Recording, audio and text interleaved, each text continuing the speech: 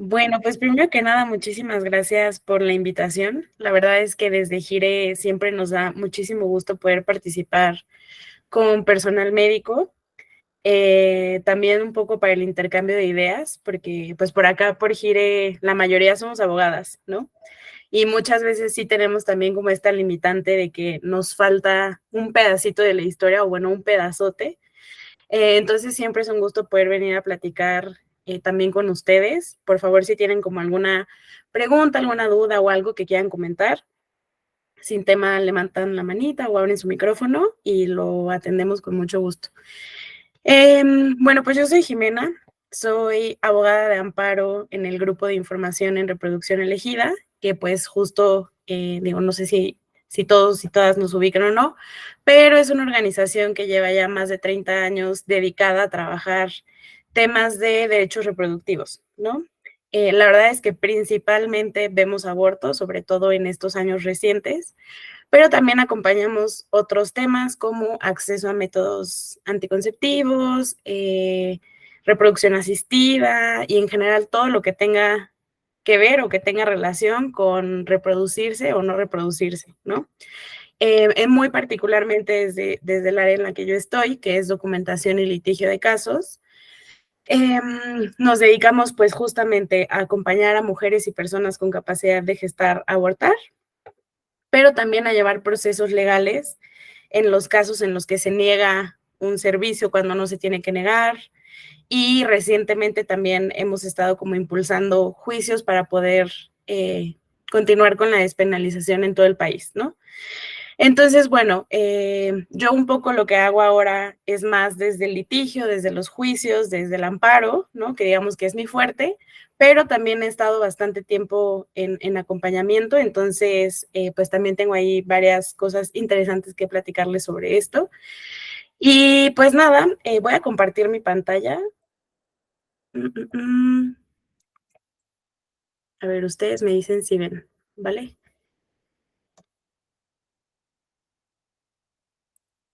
¿Sí ven? Sí, Ok, sí, sí. Sí podemos ver. ok, perfecto.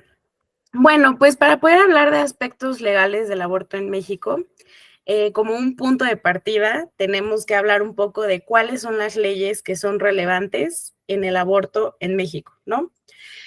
Y para no marearlos un poco como con temas muy legales y muy de la conformación del Estado mexicano, solamente por ahora quedémonos con que México es un Estado federal, ¿no? A diferencia de otros países como Colombia o como Chile, México está conformado por distintas entidades federativas o estados, que también los conocemos así, y estas entidades federativas le responden como a un todo, que es la federación, pero al final de cuentas, cada una de estas partes que conforman a México tienen cierto grado de independencia, cierto grado de autonomía para tomar ciertas decisiones, ¿no? Justamente en nuestra Constitución, en este documento que nos rige, se establece que hay ciertas cosas que los estados pueden regular y hay ciertas cosas que la federación lo tiene que hacer, ¿no? Y hablando en particular del aborto, pues es un tema que se regula desde los estados, es decir, cada uno de estos estados que conforman a México tiene el poder de decidir si permite o no permite el aborto, ¿no? La mayoría de los estados en México no permiten el aborto y el ordenamiento legal en donde se establece como esta prohibición, pues son los códigos penales.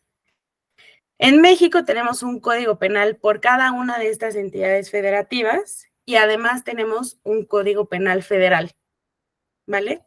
Esto es lo que ha hecho como tan complejo que el aborto se pueda despenalizar en México, digamos, como todo de una vez o todo a nivel nacional, porque justamente hemos tenido que ir código por código, un poco quitándolo de esos códigos para que puedan acceder al aborto las mujeres y personas con capacidad de gestar en estos estados, ¿no? Esta diferencia de lo federal y de lo estatal es muy importante porque hay veces que en una misma región o en un mismo territorio aplican ambos supuestos, ¿no? Entonces, por ejemplo, si estamos en un hospital en la Ciudad de México y es un hospital que pertenece a la Ciudad de México, al Estado, se puede acceder al aborto antes de las 12 semanas de gestación, porque así está establecido en el Código Penal de la Ciudad de México.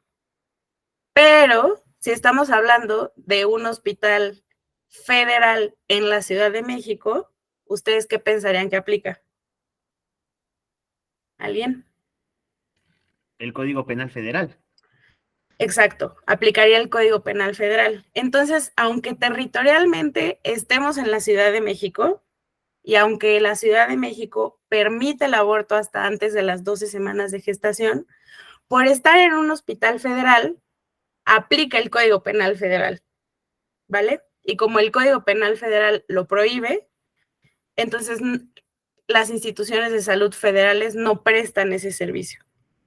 Entonces, de ahí que sea como tan importante esta distinción entre lo estatal y lo federal para poder entender un poco mejor cuándo aplica qué, ¿no? Entonces, aquí el tip sería como al hablar si en un determinado lugar se puede acceder al aborto o no, tendríamos que voltear a ver qué tipo de hospital es, ¿vale? A quién pertenece, quién lo maneja, quién lo regula, etcétera.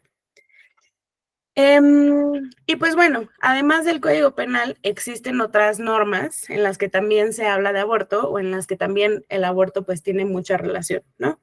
Esto es desde luego que las leyes de salud, también las leyes de víctimas, hablando de acceso al aborto por violación, y las leyes de educación por los temas de las materias, pues de la información que se le da a la población con respecto al aborto, ¿no? Entonces, todas estas leyes son relevantes, pero desde luego que la discusión se ha centrado mucho en los códigos penales porque es ahí donde está prohibido el aborto, ¿no? En la mayoría de los estados, aunque poco a poco se ha ido despenalizando, ¿vale? Hablando particularmente de México, como ya les comentaba, el abordaje hacia el aborto históricamente ha sido prohibicionista, ¿no? Nuestro Código Penal Federal es de 1931 y es el Código Penal que sigue vigente, ¿no? O sea, es el Código Penal que sigue aplicando. Y ese código, al igual que muchos otros en México todavía, prohíben el aborto y dejan ver muy claramente que es una cuestión, pues, de género, ¿no? Una cuestión de control quizás sobre las mujeres, sobre sus decisiones, sobre cómo deben comportarse, sobre si una mujer que aborta está bien o está mal. Y las normas no se preocupan en ocultarlo, ¿no? Acá les pongo un ejemplo que justamente es como está regulado el aborto en el Código Penal Federal. Y como pueden ver por acá, se establece tal cual, ¿no? Que se impondrá de 6 meses a un año de prisión a la madre que voluntariamente procure su aborto o consienta que otra la haga abortar. Ahora, esa pena, la de 6 meses a un año de prisión, solamente aplica si se dan estos tres supuestos, ¿no? Que esa mujer no haya tenido mala fama, que no haya logrado ocultar su embarazo y que ese embarazo sea fruto de una unión legítima. Si alguno de estos tres supuestos no concurre, se aplica una pena mayor, ¿no? Entonces, como pueden ver, nuestras normas, pues sí, claramente entrañan y develan como una cuestión de género muy fuerte, ¿no? Donde lo que se está pretendiendo como penalizar es precisamente el actuar de la mujer o de la persona, más allá de proteger al producto de la concepción, ¿no? Entonces, este es un ejemplo muy claro. En los códigos penales locales también hay otros como muy evidentes, pero me gustaría saber como qué opinan de este artículo, como qué les llama la atención, por ejemplo, ustedes desde lo que hacen, como qué les brinca de este artículo. el hecho de que el artículo como tal juzga a la mujer por sus decisiones en ese sentido. Creo que de los años 30 hasta ahora ha habido mucho avance en lo social, ha habido mucho avance en muchas cosas, incluso hasta en la política. Pero lo que yo puedo concluir al respecto es de que se criminaliza a la mujer por sus decisiones en ese aspecto. Se criminaliza muchísimo para imponer penas que no son cortas, son largas, y que incluso si es que hubiera querido esa constitución colocar más penas y criminalizarlo o satanizarlo mucho más, lo hubieran puesto hasta 5 o sea, sin problema. Entonces yo creo que en ese aspecto sí se ha mantenido como ese discurso, ¿no? Pero ahorita con los tiempos que corren, pues claramente sí van a tener que hacer reformas en algún futuro, reformas que de alguna u otra manera no juzguen, sino que más bien le proporcionen más herramientas para que lo puedan hacer, tomando en cuenta los contextos, tomando en cuenta pues la situación. Es mi opinión. Sí, muchas gracias, David. Pues justo esto, ¿no? Y miren, la realidad es que este artículo quizás actualmente ya no sea aplicado tal cual está escrito, ¿no? O sea, quizás se quede simplemente en la penalización, pero el mero hecho de que sigue existiendo una norma así en 2024 relacionada con aborto en un código penal federal, pues es grave, ¿no? O sea, es preocupante. Y desde luego que este tipo de normas inhiben tanto al personal médico como a las mujeres de querer acceder a un aborto o de buscar acceder a un aborto. Bueno, acá también les tengo como otro ejemplo de cómo está regulado el aborto en un código penal local desde la prohibición. Este por acá es de Jalisco y esta, digamos, es como la estructura usual del delito de aborto en los códigos penales en México, ¿no? O sea, cambian muy poquitas cosas de un código penal a otro, la mayoría está regulado prácticamente igual. Inician por definir qué es un aborto, que como ven por acá lo definen como la muerte del producto de la concepción en cualquier momento de la preñez. Y ya después, artículo por artículo, se van desglosando un poquito otros elementos del delito, ¿no? Como por ejemplo, las sanciones, cuánto tiempo es que se les va a imponer la pena de prisión. Hay algunos estados que no prevén pena de prisión, que prevén un tratamiento alternativo, pero al final de cuentas es pues penalizarlo, ¿no? Es, pues sí, aplicar una sanción con respecto a la conducta de una mujer que decida abortar, tanto autoprocurar su aborto como consentirlo. Muy importante acá, prevé sanciones también para el personal médico que participe en un aborto. Es decir, todos los códigos penales locales y el federal prevén que el personal que participe en un aborto también será acreedor de una sanción, ¿vale? Esto, desde luego, afecta tanto al personal como a la persona que quiera acceder a un aborto, porque difícilmente el personal médico, digamos, tomaría ese riesgo si sabe que se le puede ser aplicada una sanción, ¿no? Entonces, de ahí que esta penalización o esta sanción sea también como muy, pues muy grave en cuanto al acceso a la salud reproductiva. Como les platicaba, también en algunos códigos penales se prevé un tratamiento médico integral o alternativo, ¿no? Hay códigos que incluso prevén como tener ciertas conversaciones relacionadas con la importancia de la familia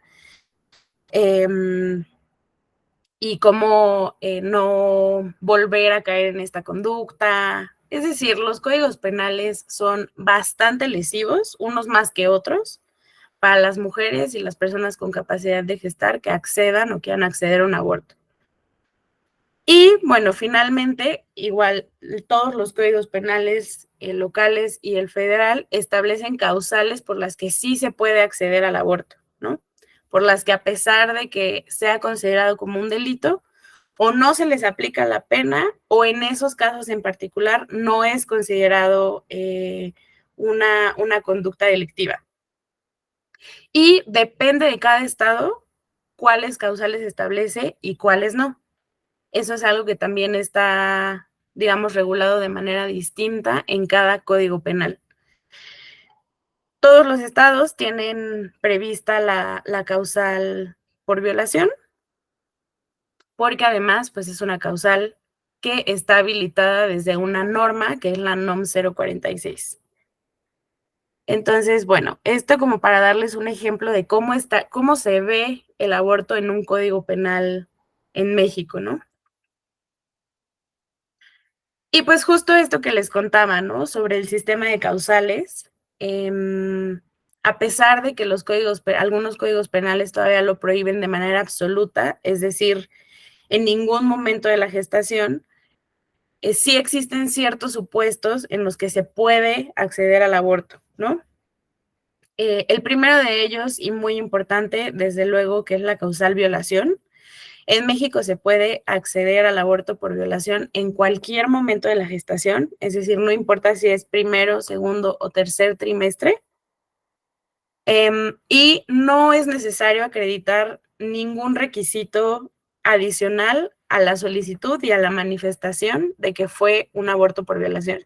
Es decir, no es necesario que haya una denuncia, no es necesario que haya una prueba pericial, no es necesario nada más que la persona acuda a una institución de salud y manifieste que quiere acceder al aborto porque fue víctima de violación.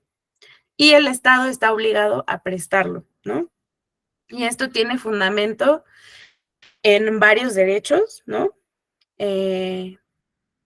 Principalmente en los derechos de las víctimas, en que la condición o la violación sexual y sus consecuencias no se continúen perpetuando en el tiempo, pero también hay ordenamientos legales que lo establecen con mucha claridad, que el primero de ellos es la NOM 046 y también la Ley General de Víctimas, ¿no? Entonces, ¿qué pasa en la realidad? La realidad es que muy pocos hospitales tienen como la capacidad, pero principalmente la voluntad de prestar abortos por violación en el tercer trimestre de la gestación, ¿no?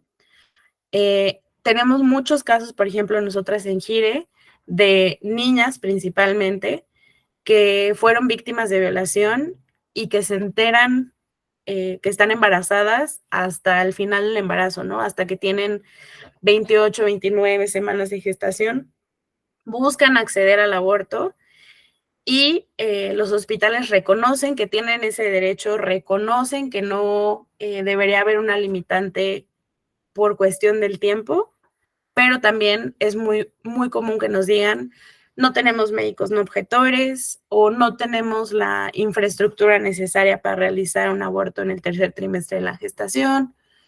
En fin, ¿no? O sea, como otros factores que influyen también en el acceso a servicios de salud reproductiva. Y aquí me gustaría contarles de un caso que nosotras acompañamos en Gire y que llegó a la corte, que es el caso de Jessica. Jessica era una adolescente que vivía con una parálisis que le impedía hacer cosas por ella misma, ¿no? O sea, todo lo tenía que hacer de la mano de su mamá y de su abuela. Ella no podía hablar, no podía comunicarse con ellas. Un día Jessica comienza a convulsionar en su casa, la llevan al hospital y cuando llega al hospital le informan a su mamá y a su abuela que Jessica tiene 5 meses de gestación, que está embarazada y que por eso es que, pues que se dieron las convulsiones, ¿no? ¿Ustedes qué creen que haya dicho el hospital? Ah, bueno, la mamá de Jessica solicita que le realicen un aborto, ¿no? Porque pues obviamente la mamá de Jessica dice, Jessica no pudo haber consentido pues ninguna relación sexual, esto fue una violación, eh, no sabemos cómo está el producto porque lleva 5 meses sin nada y pues desde luego que esto no forma parte del proyecto de vida de Jessica, ¿no? Entonces solicita el aborto y ustedes qué creen que le hayan contestado en el hospital. Que no. Que no. ¿Por qué? Por las semanas. Por las semanas, justo. porque en ese momento Jessica ya tenía 5 meses y aunque no haya ninguna regulación que establezca que, bueno, más bien, aunque la NOM 046 establezca que se puede acceder sin plazo, pues el hospital dijo, no, no lo puedo prestar porque ya tiene 5 meses, ¿no? ¿Y qué será lo grave de esto? O sea, por qué Jessica no pudo saber de su embarazo antes? ¿O por qué la mamá de Jessica no pudo saber de su embarazo antes? O sea, ¿por qué fue hasta el 5.º mes? Posiblemente era una relación no consensuada. Claro. Sí, y además Jessica tenía una condición de discapacidad que le impedía el poder manifestarlo, ¿no? Manifestar que había sido víctima de una violación, manifestar que a lo mejor tenía ciertos síntomas. Es decir, la condición de discapacidad cruzaba a Jessica al momento de tener un embarazo no deseado y al momento de querer acceder a uno. Entonces, bueno, nosotras desde Gira acompañamos este caso. El caso llegó hasta la Suprema Corte y justo salió una sentencia muy positiva en la que se establece esto que les estoy contando, ¿no? Una que siempre hay que tomar en cuenta como los factores, las intersecciones que cruzan a una persona, en este caso a Jessica, la discapacidad y la edad. Dos, que las instituciones de salud públicas y privadas están obligadas a brindar el servicio de aborto independientemente de las semanas de gestación, porque precisamente hay ciertas circunstancias en las que no es posible advertir el embarazo antes de determinado tiempo, ¿no? Y siendo una cuestión tan delicada como una violencia sexual, entonces las instituciones están obligadas a prestarlo. Porque si no lo prestan, y esto es muy bonito que dice la Corte, estarían cometiendo tratos crueles, inhumanos y degradantes equiparables a tortura, ¿no? Porque justamente las consecuencias negativas de la violación sexual se extienden en el tiempo si tú le niegas a una persona el aborto, ¿no? Por esta situación. Entonces, bueno, justo el caso se ganó, Jessica y su mamá recibieron una indemnización,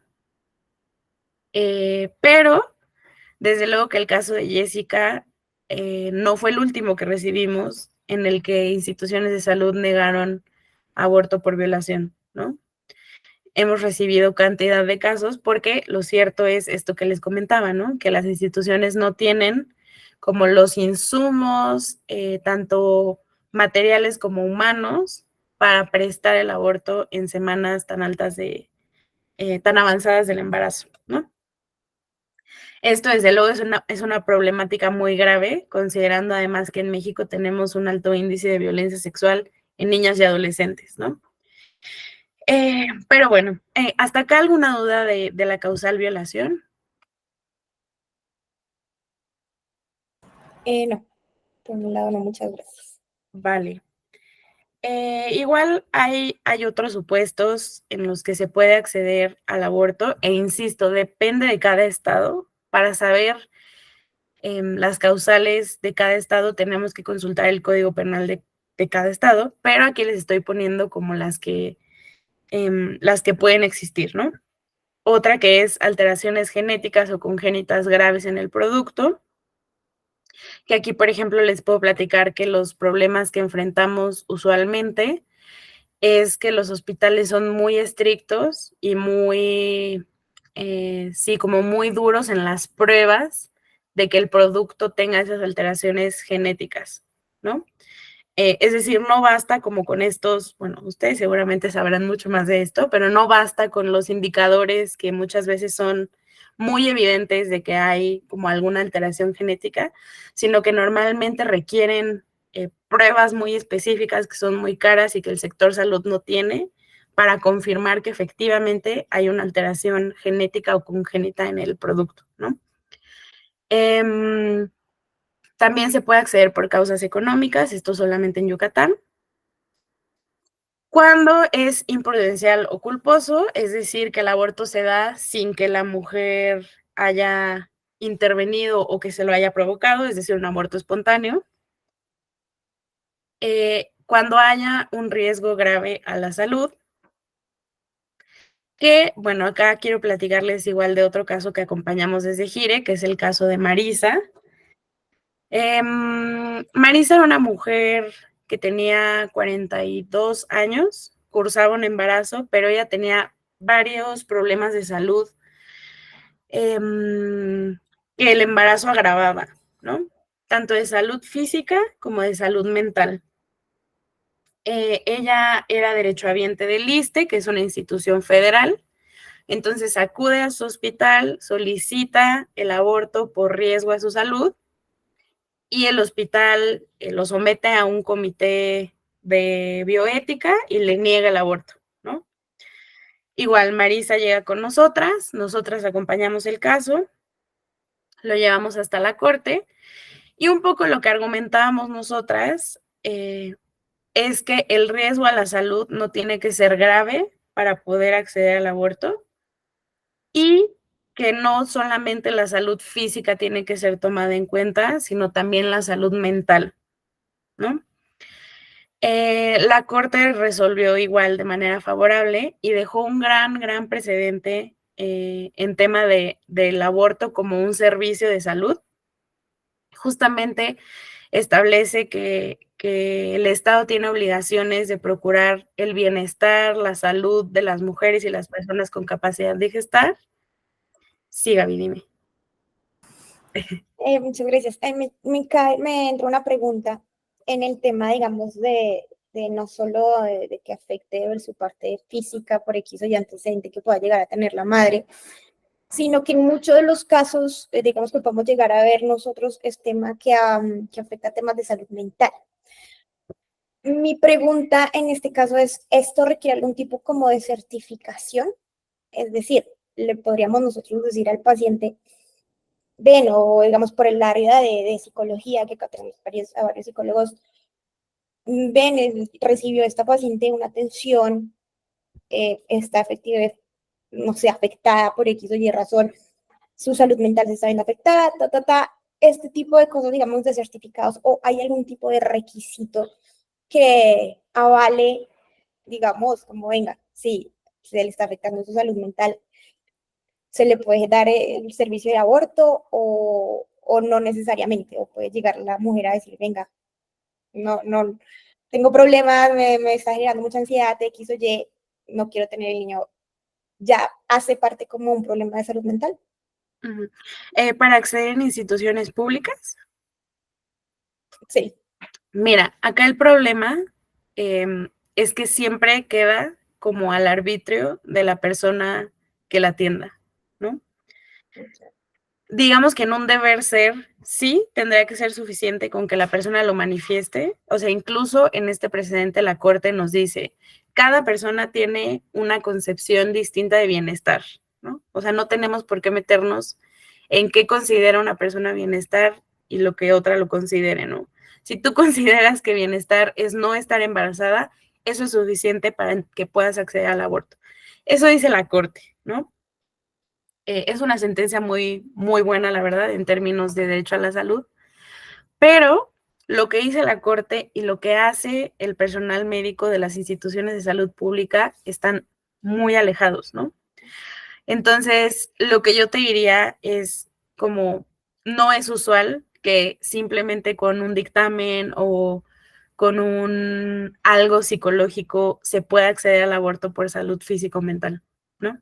O sea, no es común. En un deber ser sí tendría que ser así, ¿no? Desde Gire nosotras siempre lo impulsamos así. Siempre que tenemos un caso lo solicitamos en institución de salud pública y lo hacemos basándonos en salud física y mental, pero muy pocas veces nos lo han realizado como con base en esto, ¿no? Si fuera un tema privado, una institución de salud privada, sí te diría que es suficiente con eso, ¿no? O sea, que es que el doctor, la doctora, el personal médico que lo practique debería sentirse como lo suficientemente segura y sólida de practicarlo solo con un dictamen o un pronunciamiento por escrito de la mujer de que esto pone en riesgo su salud física, de su salud mental. Pero bueno, Mientras tanto, ¿no? Lo que está establecido en los códigos penales es un riesgo grave a la salud y esto usualmente se traduce en que las instituciones no hacen el aborto al menos que la vida esté en riesgo, ¿no? O sea, a pesar de que ahí dice salud, el criterio que aplican las instituciones es vida. Y obviamente esto tiene que ver también mucho con el tema cultural, ¿no? Nos ha costado mucho poder transicionar como sociedad mexicana hacia un modelo de aborto desde la perspectiva de la salud.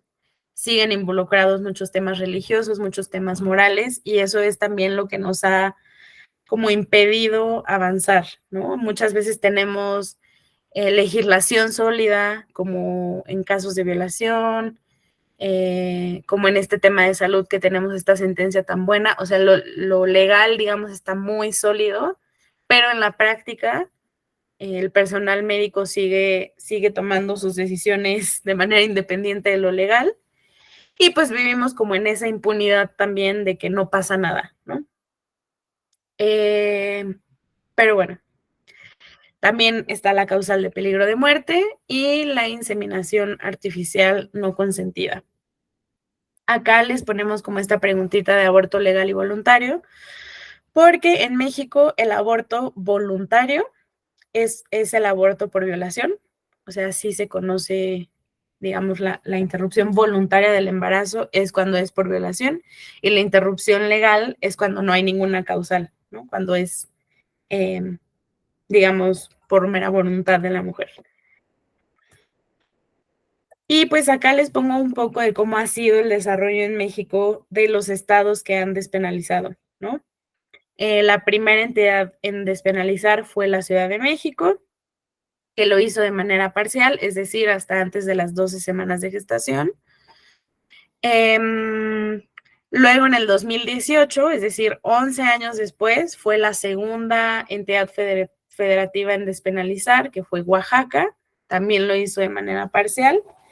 En 2021 vino Hidalgo, Veracruz, Baja California y Colima, y en ese mismo año la Corte resolvió una sentencia muy positiva sobre el Código Penal de Coahuila, que digamos fue la primera vez que la Corte en años recientes se pronuncia sobre el aborto, sobre el derecho a decidir, y lo hace como de manera muy en favor al derecho a decidir, muy puntual. Es una sentencia muy paradigmática, pero que solamente impactó a Coahuila, por esto que les comentaba del sistema federal, de entidades federativas, etcétera, ¿no? Y seguramente ustedes saben que en Colombia ustedes tienen una sentencia que ampara como a nivel nacional y que es hasta las 24 semanas, etcétera. En México no puede ser así porque cada estado tiene su código penal, ¿no? Entonces, esta sentencia es muy relevante, pero aplicó solo a Coahuila. Luego en 2022 viene la despenalización de Guerrero, de Baja California Sur, de Quintana Roo, de Sinaloa. Como pueden ver, o sea, estos últimos años, del 18 para acá, ha habido mucha más despenalización que del 2007 al 2018. Y acá influye mucho también los movimientos sociales que se han dado tanto en México como a nivel regional. El año pasado tuvimos también la despenalización en Aguascalientes, que es otra entidad federativa, y el Código Penal Federal. Estas dos despenalizaciones fueron por vía judicial, es decir, también fue por una sentencia, pero es una sentencia distinta a Coahuila, porque en este caso se trató de amparos, ¿no? Y fueron amparos que precisamente presentamos desde Gire, tanto Aguascalientes como Código Penal Federal. Y luego este año también tuvimos Jalisco, que fue vía judicial, Puebla, que acaba de ser hace poquitito, hace 3 semanas, un mes, que fue legislativa, y Nayarit, que fue la semana pasada, también vía judicial, ¿no? Por sentencia. Entonces, la realidad es que se está moviendo mucho el tema. Esto es un impacto también de la sentencia de 2021 de la Corte y, como les decía, del movimiento regional por el aborto, ¿no? Entonces, acá les dejo como un mapa general de cómo está México ahorita. Estos son los estados que siguen en criminalización, es decir, que no aceptan el aborto sin causal. en ninguna semana de la gestación, ¿no? Son 17. Tenemos 2 estados en los que no hay un plazo, o sea, es decir, como esta limitación de las 12 semanas no existe legalmente, aunque en la realidad sí aplican el criterio de las 12 semanas. Tenemos estos estados que han despenalizado por la vía legislativa, que todos lo han hecho hasta antes de las 12 semanas de gestación, excepto Sinaloa, que estableció 13. Y estos estados que han sido vía judicial por amparo y por amparos presentados desde acá, desde Gire, ¿no? Todavía tenemos todos estos pendientes, pero todos están en camino, ¿no? O sea, la realidad es que la tendencia va hacia la despenalización, ya sea legislativa o judicial. Sí, Oriana, dime.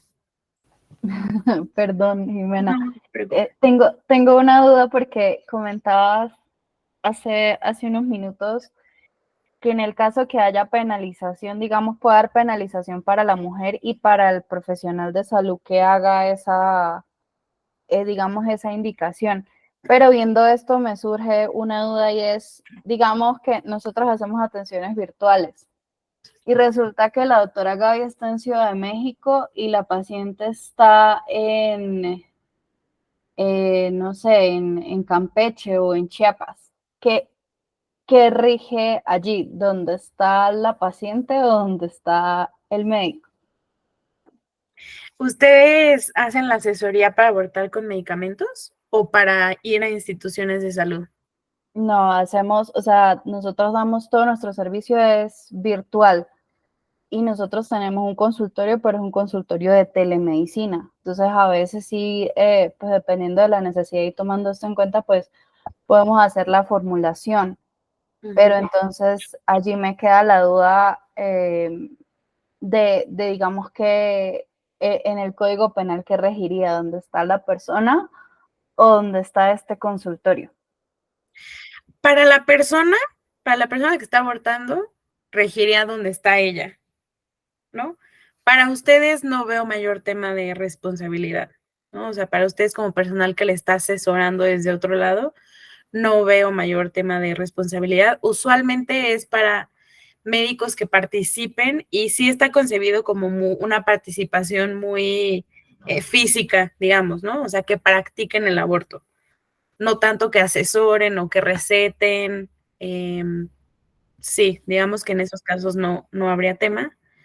Sí, Gaby, dime.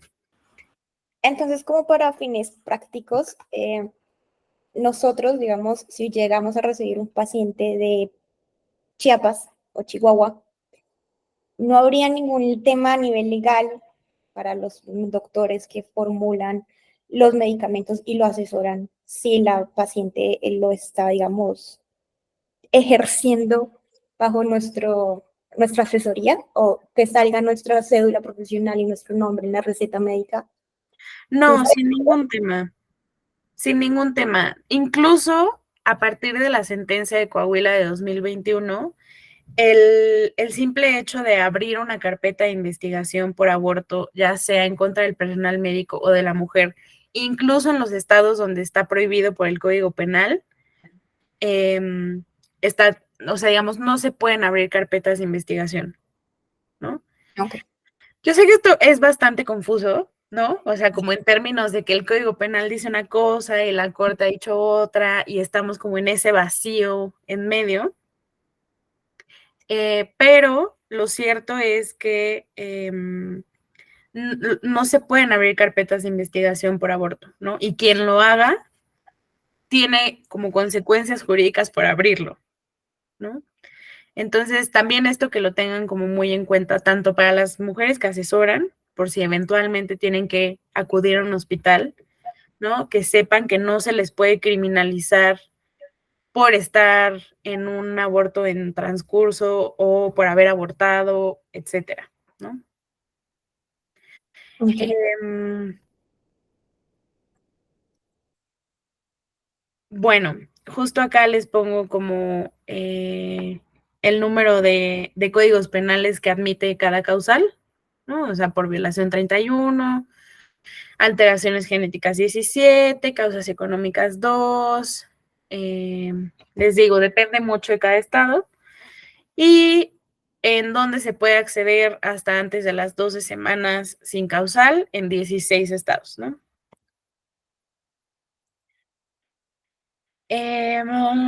Justo por acá les cuento un poco más de los amparos que se ganaron en la Suprema Corte. Estos amparos fueron muy relevantes, pero también hubo bastante desinformación, digamos, cuando salieron, porque en muchos medios y en muchas notas se anunció que se había despenalizado el aborto en México, ¿no? Como en todo el país. Y la realidad es que esto no fue así, ¿no? O sea, a pesar de que la Corte sí se pronunció sobre el Código Penal Federal, pues el Código Penal Federal no aplica en todo el país, ¿no? De nuevo lo que les cuento. Aplica en ciertos hospitales, aplica en ciertos territorios, pero no en todo el país. Entonces, como la respuesta a la pregunta de si el aborto en México está despenalizado es no. O sea, no en todos los estados. Entonces, pero esto desde luego no quita que haya sido una resolución muy relevante, que la Corte justamente estableció criterios importantes como estos que les pongo por acá. En primer lugar, pues define el derecho a decidir, ¿no? Dice que hay un derecho a decidir y que está conformado por estos aspectos, por la igualdad, por la dignidad humana, por la autonomía, el derecho a la salud, la libertad reproductiva, aspectos muy, muy positivos, ¿no? Y también se pronuncia sobre el personal médico de enfermería, comadronas y parteras, ¿no?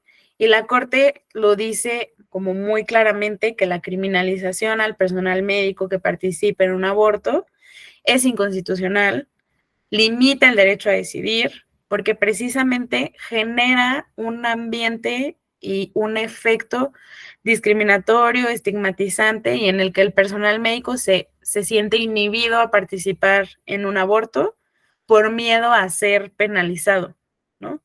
Entonces, lo que la Corte dice es, no se puede criminalizar al personal médico que participa en un aborto, porque eso limita tanto al médico como a las mujeres y personas con capacidad de gestar que quieren acceder a uno. Entonces, bueno, esto también es un pronunciamiento muy importante. La Corte también nos dice que el derecho a decidir no solamente implica el acceder a un aborto, sino el tener otros elementos que forman parte de la salud reproductiva, como puede ser la educación sexual integral, el acceso a información sobre planificación familiar, el derecho a decidir que va desde decidir continuar el embarazo, decidir interrumpirlo, la protección de esa decisión de continuar o interrumpir, el poder acceder en instituciones de forma accesible, gratuita, segura, expedita y sin discriminación, y que se pueda acceder a este aborto por la mera voluntad de la persona embarazada.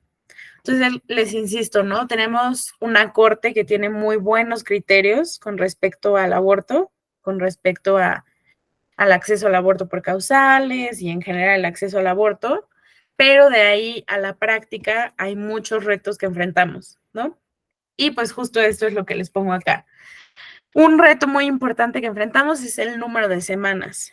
Como seguramente ustedes también lo saben, las 12 semanas de gestación que tienen la mayoría de los códigos penales no son ni cerca suficientes, ¿no? Está muy limitado. Nosotras, la mayoría de los casos que recibimos son arriba de las 12 semanas segurito, ¿no? Y la Corte no nos dio mucha luz en esto, porque no estableció 12 semanas, pero sí dijo un plazo breve cercano a la concepción. Entonces, esto deja como un abismo de posibilidades a cuántas semanas se puede, y la verdad es que la mayoría de los códigos penales establecen 12, y vemos muy difícil que se mueva de esas 12. Lo cierto es que a pesar de lo jurídico, pues las mujeres acceden al aborto en semanas más avanzadas del embarazo, ¿no? el acceso efectivo a los servicios, como todas estas problemáticas que les contaba de falta de insumos, de falta de médicos no objetores, falta de medicamentos o desinformación. Todo esto sigue afectando el acceso a los servicios, incluso, por ejemplo, en la Ciudad de México, ¿no? Que es la entidad que más tiempo lleva despenalizada y que es una entidad, pues, en la que hay mucha gente, en la que hay también mucho presupuesto, y aún así enfrentamos como estas problemáticas, ¿no? Y el tema de la objeción de conciencia es un tema, pues, muy relevante, porque al final de cuentas, pues son los médicos quienes practican este tipo de servicios, ¿no? Quienes pueden prestarlo. Sabemos que también hay acompañantes de aborto que no son personal médico, pero en su mayoría sí lo son. Sobre todo los que están en instituciones de salud pública. Hay muchos médicos que son no objetores de conciencia, que son objetores de conciencia, y que desde luego esta es una decisión muy individual y también es un derecho del personal médico, pero que muchas veces sí interfiere en los derechos de las mujeres y no debería de ser así, ¿no? Sí hay una obligación de que en todas las instituciones de salud pública haya al menos un médico no objetor, ¿no? Una persona que sí pueda realizar el procedimiento. Bueno, médico y personal de salud en general, ¿no? Justo sobre este tema, la Corte también ha desarrollado bastante que la objeción de conciencia no puede aplicar cuando haya riesgo a la vida, cuando sea una urgencia médica, que no puede ser que un hospital diga que todo el hospital es objetor, ¿no? O sea, no puede decir el hospital, la Gineco 4 del IMSS, toda es objetora. No, o sea, es un derecho individual de las personas, no de las instituciones, ¿no? El personal médico que sea objetor no puede entorpecer procedimientos de las personas, no puede juzgar, en fin, ¿no? Como ciertos parámetros también para ejercer la objeción de conciencia y que muchas veces son ignorados. Entonces, bueno, tenemos muchos retos. Afortunadamente hemos avanzado desde el punto de vista legal en muchos aspectos también. Y vemos esto como algo positivo, ¿no? Como que algo que va irradiando también hacia lo cultural, hacia lo social. Y pues bueno, yo solamente concluiría diciéndoles que cuentan con nosotras siempre, ¿no? O sea, que esperemos nunca tengan que enfrentar como algún tema de criminalización, ni ustedes, ni las personas que ustedes acompañan.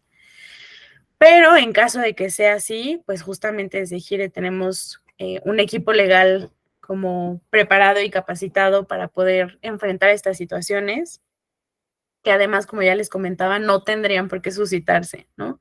La criminalización no tendría por qué darse a ninguna mujer y persona con capacidad de gestar que esté pasando por un aborto o que quiera acceder a uno. Y pues listo, no sé si haya como alguna duda o algo más. Sí. Yo tengo una pregunta, Jimena, respecto a la objeción de conciencia.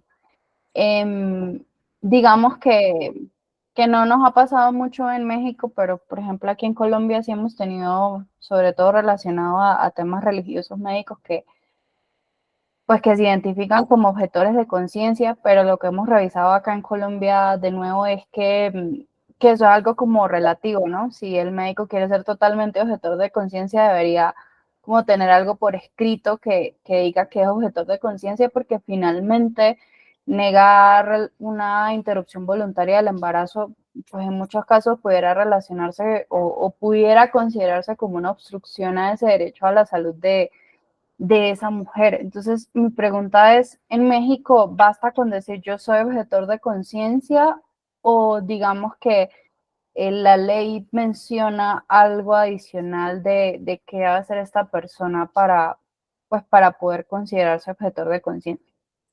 No, basta con que el personal médico así lo manifieste. Sí, pero lo que también establece, no la ley, pero la corte, ¿no? En las sentencias, es que siempre tiene que haber alguien disponible que no sea objetor, ¿no? O sea, independientemente de si una persona lo manifiesta y solo con manifestarlo es suficiente, tiene que haber alguien siempre que sea un objetor. O sea, y esa es una obligación de la institución, el procurar tener personas no objetoras. Vale, entiendo. Muchísimas gracias, Jimena. Creo que aprendimos muchas cosas y reforzamos muchas cosas hoy. Te agradezco mucho el tiempo.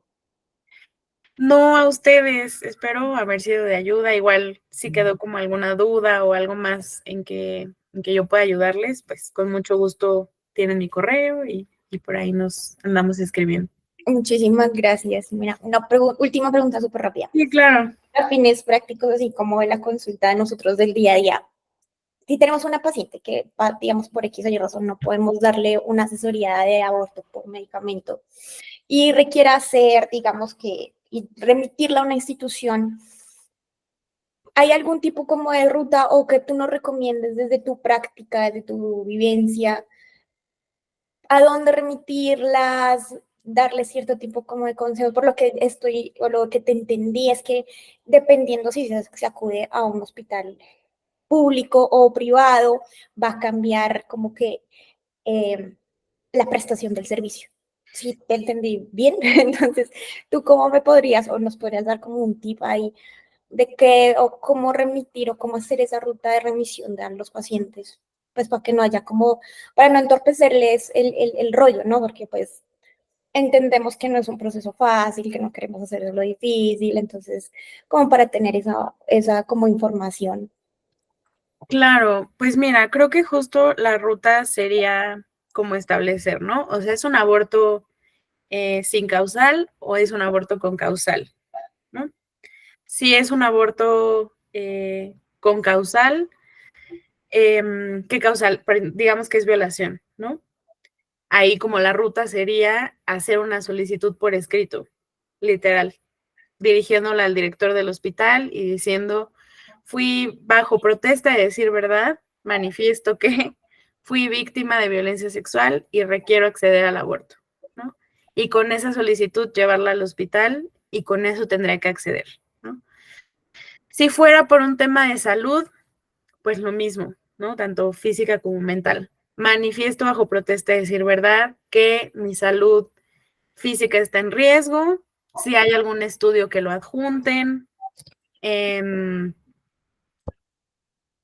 si hay como algún dictamen que lo adjunten, etcétera, y presentar esa solicitud al hospital, ¿no? O sea, siempre recomendamos que sea por escrito para que en caso de que lo nieguen se pueda hacer como jurídicamente algo más y también como por un tema de certeza tanto de ellas como de la institución, ¿no? Si es voluntario, o sea, más bien si es sin causal, como en qué estado está, en qué estado de la República está. Se puede acceder en ese estado hasta cuántas semanas, ¿no? O sea, como si revisar un poquito el marco jurídico para poder guiarla un poco más. Ahora, cada estado también tiene su programa de aborto seguro, ¿no? Y esos programas usualmente establecen cuáles son los hospitales en los que se presta el servicio de aborto. Entonces, como igual consultar la página de aborto seguro del estado para definir a qué hospital mandarla, a qué hospital público, ¿no? Entonces, sí, esa sería como un poco la ruta, pero sí depende también del supuesto, de las semanas de gestación, sí, como de varios factores. Muchísimas gracias. Sí, igual les cuento que en Gire estamos por sacar como un sitio que pretende tener como todo lo que tienes que saber sobre aborto en México. Y justo en ese sitio vamos a tener formatos de solicitud de aborto por violación, formatos de solicitud de aborto por salud, formatos para aborto sin causal, cuáles son los hospitales, ¿no? Como toda esta descripción que es información que está regada junta en un mismo sitio web. Entonces, obvio, en cuanto lo tengamos, se los compartimos y ojalá también sea de utilidad para ustedes. Claro que sí. Muchísimas gracias. De muchísima utilidad, Jimena. Estaremos súper pendientes de compartir esta información también. Aquí solo como para dejar el comentario, ya finalizamos y te agradezco el tiempo para la idea de invitar a los psicólogos es que también pues ellos hacen apoyo emocional durante el aborto, entonces de repente para que tengan también una idea de todo este tema legal y quitarnos un poco el tabú o el miedo de hacer ese apoyo.